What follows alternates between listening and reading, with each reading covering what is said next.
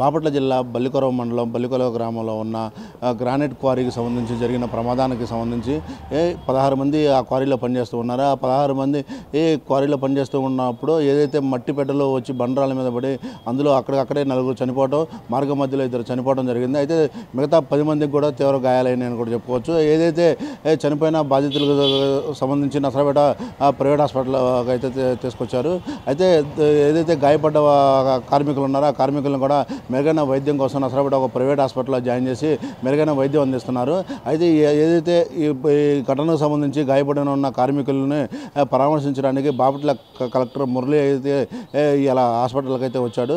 ఈ హాస్పిటల్లో ఉన్న బాధితులని పరామర్శించిన బాపట్ల జిల్లా కలెక్టర్ మురళి ఏదైతే చనిపోయిన వ్యక్తులు ఎవరైతే ఉన్నారో చనిపోయిన ప్రతి వ్యక్తికి కూడా 14 లక్షలు, తీవ్ర గాయాలైన వ్యక్తులకు 10 లక్షలు, మామూలుగా గాయాలైన వ్యక్తులకు ₹1,00,000 చొప్పున గవర్నమెంట్ అయితే ప్రకటించడం అయితే జరిగిందని కూడా చెప్పాడు. ఏదైతే ఈ బాధితులు ఉన్నారో ఈ బాధితులకి గవర్నమెంట్ ఎప్పుడు అండగా ఉంటుంది, వీళ్ళకి మెరుగైన వైద్యం ఖర్చులు కూడా గవర్నమెంట్ భరాయించుకుంటుంది అని కూడా బాపట్ల కలెక్టర్ మురళి అయితే చెప్పారు.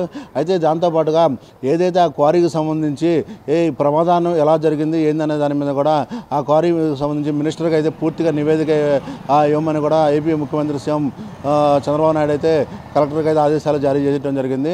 ఏదైతే ఆ నివేదిక మొత్తం అసలు ఈ ఘటన ఎలా జరిగింది, ఈ ఘటనలో ఎందుకు ఇలా జరిగింది, వర్షం పట్టడం వల్ల జరిగిందా లేకపోతే ఆ క్వారీ యాజమాన్య నిర్లక్ష్యం వల్ల జరిగిందా అనేది కూడా పూర్తిగా ఒక నివేదిక రెడీ చేసి ఏదైతే మైనింగ్కి సంబంధించిన మినిస్టర్ ఉన్నారో ఆ మినిస్టర్కి అయితే నివేదిక ఇవ్వడం అయితే జరుగుతుందని కూడా బాపట్ల కలెక్టర్ మురళి అయితే చెప్పారు. దాంతోపాటుగా ఏదైతే ఇప్పుడు ఉన్న గవర్నమెంట్ హాస్పిటల్లో ఉన్న పేషెంట్లు కానీ ఇటు ప్రైవేట్ మెరుగైన వైద్యం కోసం ఉన్న ఆ పేషెంట్లకు కానీ ఇటు ట్రీట్మెంట్ ఖర్చు కానీ మెడిసిన్ ఖర్చు కానీ గవర్నమెంటే భరాయించింది, వాళ్ళకి నయమయ్యే వరకు కూడా గవర్నమెంటే చూసుకుంటుందని కూడా హామీ ఇవ్వడం అయితే జరిగింది. అయితే వీళ్ళకి నష్టపరిహారం కూడా చనిపోయిన వ్యక్తులకు 14 లక్షలు, తీవ్ర గాయాలైన వ్యక్తులకి 10 లక్షలు, మామూలుగా గాయాలైన వాళ్ళకి ₹1,00,000 చొప్పున నష్టపరిహారం కూడా ఇవ్వడానికి గవర్నమెంట్ సిద్ధపడిందని కూడా చెప్పారు. దాంతోపాటుగా ఈ క్వారీలో జరిగిన ఘటనకు సంబంధించి కూడా ఎప్పటికప్పుడు ఒక నివేదిక రెడీ చేసి ఏపీ ముఖ్యమంత్రి చంద్రబాబు నాయుడు దృష్టిలో పెట్టడం, దాని తర్వాత ఏదైతే మైనింగ్ శాఖల మినిస్టర్కి అతని దృష్టిలో కూడా పెట్టడం, అసలు పర్మిషన్లు ఉన్నాయా లేవా, అసలు ఈ మైనింగ్ ఏదైతే గ్రానైట్ ఫ్యాక్టరీ క్వారీ ఉందో ఆ క్వారీలో అసలుకి ఎంతమంది వర్కర్లు పనిచేస్తున్నారు, ఆ క్వారీకి అన్ని పర్మిషన్లు ఉన్నాయా లేవా అనే దాని మీద కూడా పూర్తిగా ఎంక్వైరీ కూడా చేస్తున్నామని చెప్పి ఇటు రెవెన్యూ శాఖను మొత్తానికి కూడా ఆ క్వారీ మీద ఎంక్వైరీకి అయితే పంపించడం కూడా జరిగిందని కూడా బాపట్ల కలెక్టర్ మురళి అయితే చెప్పారు. అసలు ఏదైతే ఈ క్వారీలు ఉన్నాయో బల్లికొరవ మండలంలో ఉన్న కొన్ని క్వారీలకు సంబంధించి పర్మిషన్లు ఉన్నాయా లేవా అనే దాని మీద కూడా పూర్తిగా నివేదిక రేపు సాయంత్రం కల్లా ముఖ్యమంత్రి చంద్రబాబు నాయుడుకి అయితే తీసుకెళ్ళడం అయితే జరుగుతుందని కూడా బాపట్ల కలెక్టర్ తెలియజేశారు. దాంతోపాటుగా ఏదైతే ఇప్పుడు మామూలుగా హాస్పిటల్లో ట్రీట్మెంట్ పొందుతున్నారో వాళ్ళకి ఎప్పటికప్పుడు వాళ్ళ ఆరోగ్య పరిస్థితి ఎలా ఉంది, వాళ్ళకి ఏ అవసరం ఎప్పుడో వచ్చినా సరే రెవెన్యూ శాఖకు సంబంధించి ఒక ఎంఆర్ఓని ఒక ఆర్డీఓని కేటాయించినట్టుగా కూడా బాపట్ల కలెక్టర్ అయితే తెలియజేశారు. బల్లికొరవ మండల్లో కొనిదేన అనే విలేజ్లో గ్రానైట్ క్వారీలో మరి దాదాపుగా 16 మంది వర్కర్స్ పనిచేస్తున్నారు. ఉదయం నుంచి వాళ్ళు రెగ్యులర్గా చేసే యాక్టివిటీస్ డ్రిల్లింగ్ చేసుకోవడం, స్టోన్ కట్ చేయటం లాంటి రోజువారీ కార్యక్రమాలు వాళ్ళు చేసుకుంటున్నారు. ఆ కూలీలందరూ కూడా ఒరిస్సా రాష్ట్రానికి చెందినటువంటి యువకులు. మరి అక్కడ రాత్రి పడినటువంటి వర్షం కావచ్చు, ఆ నీళ్లు సీపేజ్ అనేది రావడం జరిగింది. ఆ సీపేజ్ అనేది రావడం వల్ల ఆ ఫాల్టీ రాక్ ఏదైతే రాళ్ళ మధ్యలో గ్యాప్ ఉందో ఆ గ్యాప్లో ఉన్నటువంటి మట్టి కొట్టుకుపోవడం, మరి ఆ ఫాల్టీ రాక్స్ స్లైడ్ అయిపోయి ఆ రాక్ వీళ్ళపైన ప్రమాదవశాత్తు హఠాత్తుగా వీళ్ళపైన పడిపోయింది. అలా పడిపోవడం వల్ల మరి 4 అక్కడికక్కడే దురదృష్టవశాత్తు చనిపోవడం జరిగింది. ఒక 2 వైద్యం కోసం నర్సరావుపేట గవర్నమెంట్ హాస్పిటల్కి తరలించినప్పుడు హాస్పిటల్కి వచ్చిన తర్వాత ఆ 2 చనిపోవడం అనేది జరిగింది. మిగిలినటువంటి వాళ్ళు ఇంజూర్ అయినటువంటి పీపుల్ని నర్సరావుపేట జీబీఆర్ హాస్పిటల్లో వాళ్ళకి పూర్తి స్థాయిలో వైద్యం అందిస్తూ ఉన్నారు. వాళ్ళల్లో ఒక అతనికి హెడ్ ఇంజరీతో పాటు కాలు సివియర్గా ఫ్రాక్చర్ అయింది. ఆ కాలు ఫ్రాక్చర్ అయినటువంటి వ్యక్తికి మరి ఆ కాలుని కూడా సంరక్షించడానికి డాక్టర్లు శ్రమిస్తున్నారు. అలా కాని పరిస్థితుల్లో యాంపుటేషన్ చేయాల్సినటువంటి పరిస్థితి కూడా ఉండొచ్చు. అలాగే మరొక వ్యక్తికి కూడా కాలు చాలా సీరియస్ ఇంజురీ అయింది. అతను చాలా రోజుల వరకు పనిలోకి రాలేని పరిస్థితి ఉంటుంది. మిగిలినటువంటి వాళ్ళకి ఒక ఇద్దరికి స్మాల్ ఫ్రాక్చర్స్ ఉన్నాయి, మరో ఇద్దరికి స్పైన్కి దెబ్బలు కూడా తగిలి ఉన్నాయి. ఆ విధంగా 8 మంది ఇంజూర్డ్ పీపుల్ జీబీఆర్లో ట్రీట్ అవుతున్నారు.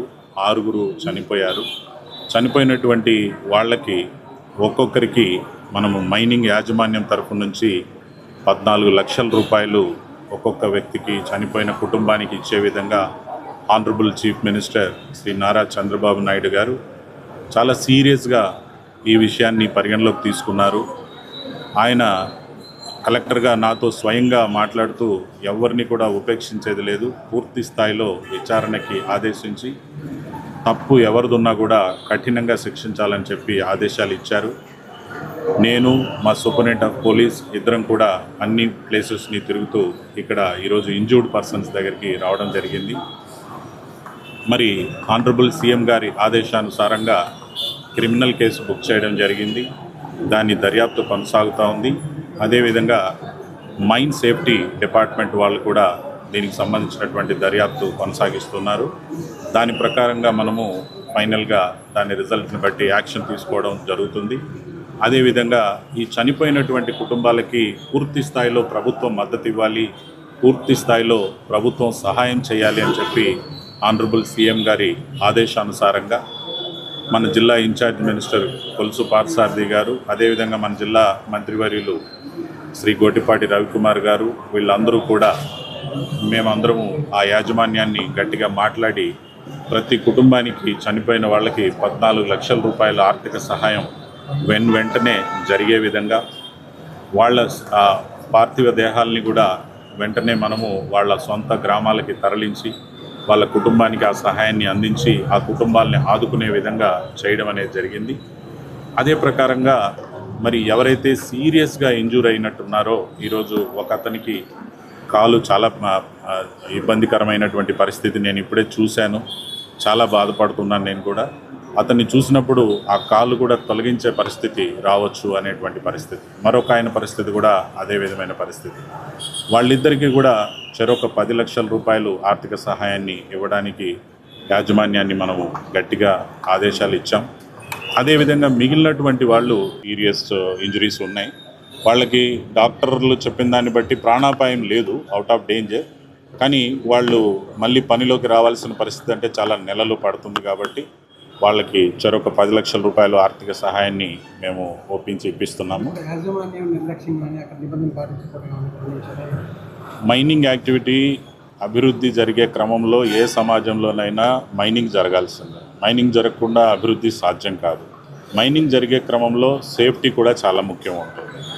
బట్ ఎన్ని రకాల సేఫ్టీ మెజర్స్ తీసుకున్నా కూడా మైన్స్లో, క్వారీస్లో కొన్నిసార్లు ప్రమాదాలు జరుగుతాయి. మరి ఇక్కడ జరిగినటువంటి ప్రమాదం విషయంలో మనం డీప్గా ఇప్పటికే నేను ఎస్పీతో మాట్లాడాను, డిఎస్పీతో మాట్లాడాను, మైనింగ్ డిఎంజిఓతో కూడా మాట్లాడాను. ఇవన్నీ మాట్లాడినప్పుడు మా వాళ్ళు ఫీల్డ్ లెవెల్లో ఎంక్వైరీ చేసినప్పుడు అక్కడ బ్లాస్టింగ్ అనేది జరగలేదు. కంట్రోల్ బ్లాస్టింగ్ కూడా ఇటీవల ఏం చేయలేదు. వర్షపు నీళ్ళకి ఏదైతే అవి ఆ మట్టిని కరిగించి ఆ ఫాల్టీ రాక్స్ ఏవైతే ఉన్నాయో అక్కడ స్లిడ్ అయిపోవడం వల్ల ప్రమాదవశాత్తు జరిగింది. ఇప్పటికే మీకు కూడా అందరికీ విజువల్స్ వచ్చాయి, సోషల్ మీడియాలో మీరు చూడొచ్చు. అక్కడెక్కడ బ్లాస్టింగ్ ఛాయలు కానీ లేవు. ఇది పూర్తిగా ప్రమాదంగా జరిగిందని చెప్పి నేను భావిస్తున్నాను.